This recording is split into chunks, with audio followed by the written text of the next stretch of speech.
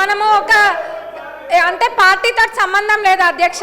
ఇప్పుడు మర్యాద అనేది, సంస్కారం అనేది మనం పెద్దలకు ఎప్పుడైనా ఇస్తూ ఉన్నామో అదే చిన్నప్పటి నుంచి కూడా నేర్చుకుంటున్నాము. మరి ఏం నేర్పియాలనుకుంటున్నారో మాకు అర్థం కావట్లేదు. అంటే పార్టీతో సంబంధం లేదు. ఇప్పుడు ఒక తండ్రి లాంటి వాళ్ళు కడియం శ్రీహరి గారు మా అందరికీ కూడా ఒక తండ్రి లాంటి వాళ్ళు, వయసులో పెద్దవాళ్ళు, ఎప్పటి నుంచో కూడా శాసనసభ్యులుగా ఉన్నారు. అట్లాంటి వారికి మర్యాద ఇవ్వకుండా ఎట్లా పడితే అట్లా మాట్లాడి నిన్నటి నుంచి చూస్తున్నాము. అది డిమాండ్ల మీద మాట్లాడుతుంటే, చర్చ జరుగుతుంటే, కొత్తగా సబ్జెక్ట్ ఏమైనా నేర్చుకుందామని ఇంట్రెస్టింగ్గా విందాం అనుకుంటే నూతన సభ్యులం ఎంతో మంది ఉన్నాం. సభా సమయాన్ని కూడా వృధా చేస్తున్నారు. ఎంక్వైరీ అన్నారు, పర్సనల్గా టార్గెట్ చేసి మంత్రి గారిని మాట్లాడుతున్నారు. వాళ్ళకి ఏదైనా వేరే అజెండా ఉంటే బయట చూసుకోవాలి. మరి ఇప్పుడు సభలో మేము నేర్చుకోవాల్సింది రాజకీయ పార్టీల గురించి చేయాలా, లేకపోతే ప్రజలకు కావాల్సిన సమస్యల గురించి మాట్లాడాలా? మరి ఇప్పుడు నూతన సభ్యులకి వీళ్ళు నేర్పించే సాంప్రదాయం ఇదేనా? దీన్నే క్యారీ ఫార్వర్డ్ చేయాలా? ఎంక్వైరీ చేస్తానని మా ముఖ్యమంత్రి గారు నిన్ననే చెప్పిండ్రు. అంటే వాళ్ళ ఉద్దేశం ఏంది? ఎంక్వైరీ చెయ్యాలనా చెయ్యొద్దనా? అంటే మేము చెయ్యరేమో అని అనుకొని అంటే వీళ్ళు చేస్తుండని కడుపు మంటనా? వాళ్ళకి ఏం అర్థం కావట్లే అధ్యక్ష. మరి వాళ్ళకి ఉద్దేశం ఏందన్నది అందరికి ప్రజలందరూ చూస్తుండ్రు, అందరికి కూడా అర్థమవుతుంది. గత 10 సంవత్సరాలలో ఏమేమైతే జరిగినాయో వాటిపైన కూడా ఎంక్వైరీ చేయాలి. ఎందుకంటే ప్రజల సొమ్మును లూటీ చేసింది ఎవరు అన్నది అందరికీ తెలియాలి. ప్రజలందరూ కూడా కోరుకుంటున్నారు. మరి దౌర్జన్య పాలన వాళ్ళదైతే ప్రజాపాలన ఈ ప్రభుత్వం చేస్తుంది. అంత ఫెయిర్గా నిన్న మా ముఖ్యమంత్రి గారు చెప్పిండ్రు ఎంక్వైరీ చేస్తాని. మరి ఎందుకు ఇట్లా సమయం వృధా చేస్తుండ్రు?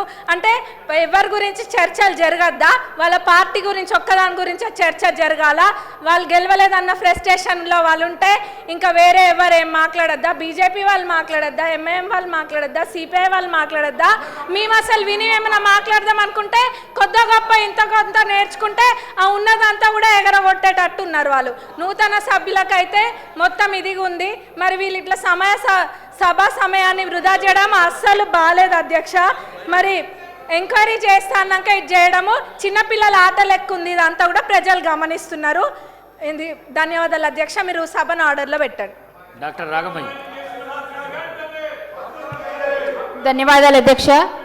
ఈరోజు ఈ సభను చూస్తే ఎంత ఆవేదనతో, ఎంత భారమైన హృదయంతో ఈరోజు నేను చెప్తున్నా అధ్యక్ష. ఒక ఎస్సీ ఎస్టీ ఈ స్టేజ్కి రావాలి, ఒక శాసనసభ్యులు అవ్వాలన్నా, ఒక చదువుకోవాలన్నా ఎన్నో సవాళ్ళు, ఎన్నో సమస్యలు అధిగమించి ఈ స్టేజ్కి రావడం జరిగింది. మేమందరం కూడా ఎన్నో సంవత్సరాలు ఒక తపస్సులా చేసి ప్రజలకి సేవ చేసుకుంటూ ఒక ఎమ్మెల్యే అవ్వాలన్న కృతనిశ్చయంతో ఈరోజు మేము ఎమ్మెల్యే అయ్యాం అధ్యక్ష.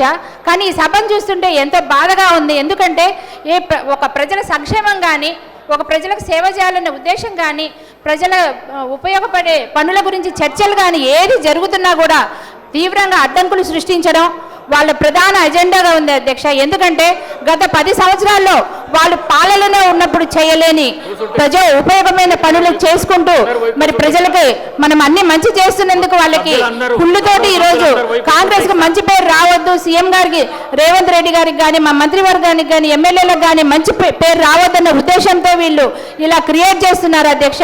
ఈరోజు చూస్తే మరి కడియం శ్రీహరి గారు వయసు రీతే కానీ, అనుభవం రీతే కానీ ఎంతో సీనియర్ నాయకులు, అందరికీ ఆదర్శనీయము. అట్లాంటి ఆయనని ఈరోజు మొట్టమొదటిగా ఎన్నికైన శాసనసభ్యుడు అంత తీవ్రమైన పదజాలంతో దుర్భాషలాడుతూ ఆ హ్యాండ్ గెస్చర్స్ కానీ, ఆయన పోజ్ కానీ చూస్తే చాలా విచారకరంగా ఉంది. అయినా కూడా ఇంతమంది చెప్తున్నా కూడా ఆయనకి ఒక పశ్చాత్తాపం అనేది కనిపించట్లేదు. వెటకారంగా ఉన్నారు అధ్యక్ష వాళ్ళు.